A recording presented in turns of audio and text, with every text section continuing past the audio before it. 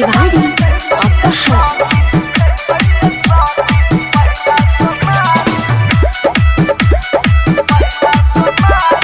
Music by Riya studio Khagaria. चला ना ये सखी देवा घर यही बारी सब केहू जाता देखो बाबा के दुआरी ये सखी चला ना ये सखी देवा घर यही बारी सब केहू जाता देखो बाबा के दुआरी होई जाता यार तू बेनी गेरुआ सारी बेनी गेरुआ सारी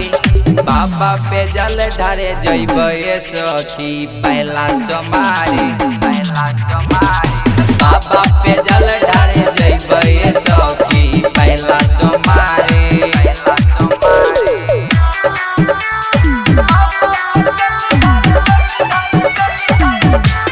डीजे अमित तिवारी अपहर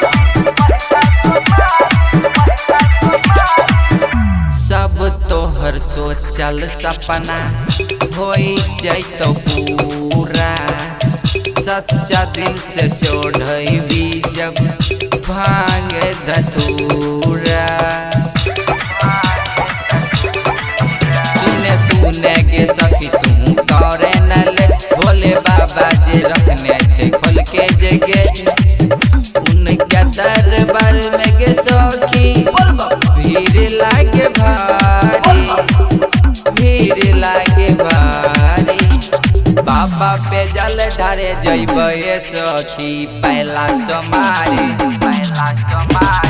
बाबा पे जल ढारे जइबे सखी पहला सोमारी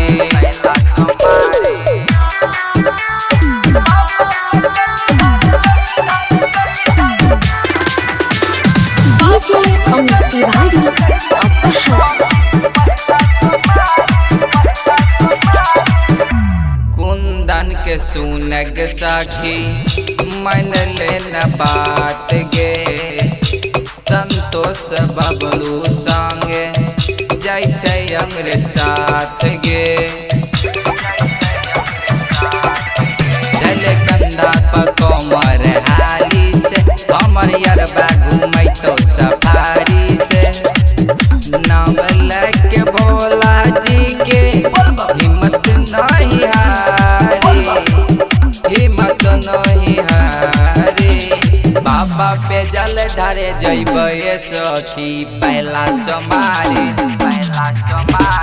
बाबा पे जल ढारे जइबे सखी पहला सोमारी